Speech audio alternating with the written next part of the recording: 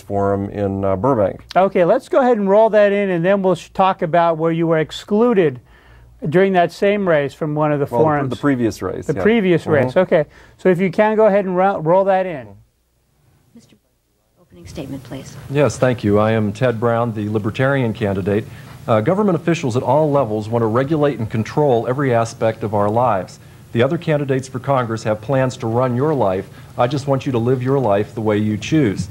Under Democrats and Republicans alike, the size of government grows with little difference between the two establishment parties. Libertarians believe in the smallest government possible. The U.S. Constitution only allows specific functions on the federal level, including national defense, patents and copyrights, and the post office. Instead, the federal government has barged into most aspects of our existence: education, housing, transportation, agriculture, health care, and even the substances we can put in our bodies. I will fight to limit the federal government to only the functions that are allowed in the Constitution. The main function of the federal government is national defense, specifically protecting our nation from foreign attack. That's why the 9/11 terrorist attacks show an absolute failure on the part of government. They've spent billions on intelligence. To what end? So a ragtag band of fanatics could slip right in without detection and kill thousands of people? After 9/11, a lot of people wanted to give government more power to protect us, and government officials have been more than happy to do so. Every day there are more violations of our civil liberties. Officials have sought more power for years, but 9/11 gave them just the opening to gain more power over our lives. A good example is the so-called USA Patriot Act. This was passed last fall in a hysterical reaction to the terrorist attacks, and it sets the stage for a future police state. Congressman Schiff was a co-sponsor of this bill. I will work to repeal the USA Patriot Act and stand up for our basic constitutional rights. Now, the proposed war with Iraq is now the biggest issue that we face. Congress has given President Bush authority to decide if there will be a war. Congressman Schiff voted for this. The Constitution gives Congress the power to declare war, not the President. I am completely opposed to attacking Iraq. This is not what our country is about. We have every right to defend ourselves, but there is no real evidence that Iraq is a threat to this country. Saddam Hussein has been a boogeyman for too long. Of course he's an evil dictator, but there are dozens of them all over the world, and our tax dollars have propped up most of them. In fact, we used to support Saddam Hussein back in the 80s. Then came the Gulf War, which we shouldn't have fought. Then came the embargo against Iraqi goods, which should never have been imposed. Then came miscellaneous bombings throughout the 90s whenever a Clinton sex scandal was about to break. And now there's a proposed war which shouldn't be fought, and demands like disarming a sovereign nation that shouldn't even be made. We need more members of Congress who will stand up and oppose this misguided war, and that's why Adam Schiff should be replaced by Ted Brown on November 5th. Thank you. That was great. So I think that right now there's a lot of propaganda about the war, and a lot of people are trying to paint anyone that's against the war as being unpatriotic and things like that. And you also have a lot of people from a lot of very unsympathetic extremist organizations running a lot of the protests. And that's very sad, because that makes the public think that there's like hate America people are against the war, and those of us who love America are also against the war. Yeah, for me, no matter, I mean, they haven't found any weapons of mass destruction. No. And if they did, you'd think he would use them against them, would have used them against the troops if he had them.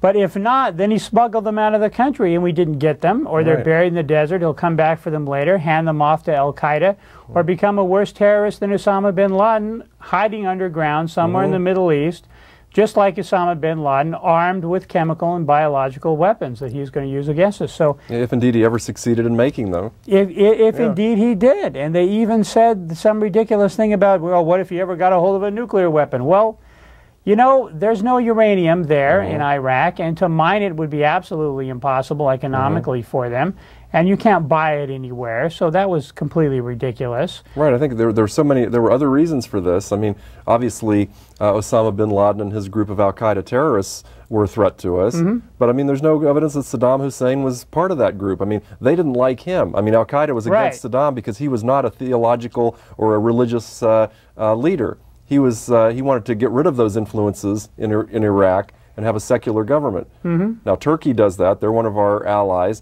and they've eliminated the threat of the Muslim fundamentalists there. and Saddam was doing the same thing, but unfortunately his was a a complete dictatorship. Yeah, he wouldn't give them if he had chemical weapons, he certainly wouldn't give them to Saddam Hussein because he would be afraid that they would use them against him. Right, yeah, they're not allies at all. Which brings us to my point, is that about the war, now if we're going to have if we're going to do something about this, let's do defense, as you were saying. Let's figure out some way to make sure we can defend ourselves against these biological weapons, to make sure they're not coming into the country, to make sure that some third world dictator doesn't get a missile on a boat off of our shores and dump either a dirty bomb missile that has nuclear waste in it, or a chemical warfare agent, or even a nuclear warhead on California and New York. Missile defense, something. Spend this money instead of running around the Middle East playing dictator, despot, whack-a-mole. Right. You know, and over there. And of course, if we change our foreign policy the way it always was traditionally, we wouldn't have all these people around the world hating us. I mean, long before Al-Qaeda attacked us,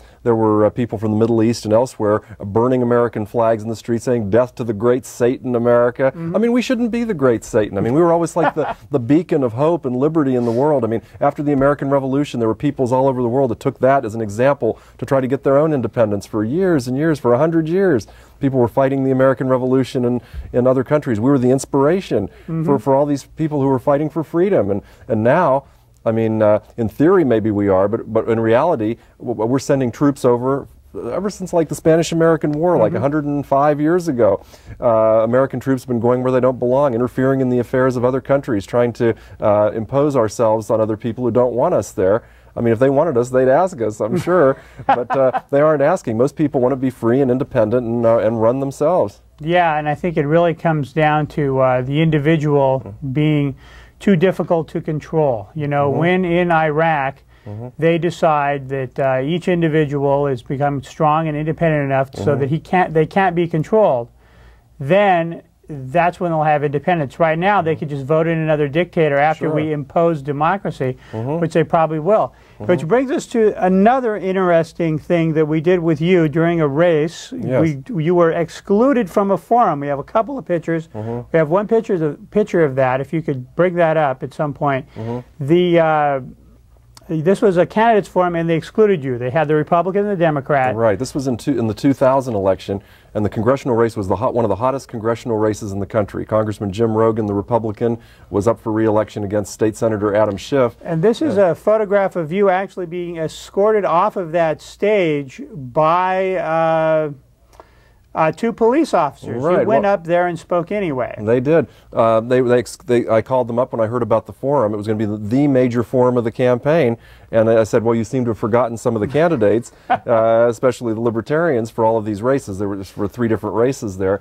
And they said, no, we specifically are excluding you guys. I said, well, I'm not going to take that lying down. I have every right to be there. This is a public forum there. So I and a whole bunch of supporters from all over Southern California went there, and we were all in the audience. And when they called that particular race, I went right up on stage with the, even though I was uninvited, with the Democrat and Republican, and I explained who I was, but they cut off my mic, and then the police officers were coming down the aisle to escort me out of there. And of course, you know, I'm not going to make a point to like throw myself on the ground and do civil disobedience, but they asked me to leave, and I did. But I made my point, and we all went outside and were protesting.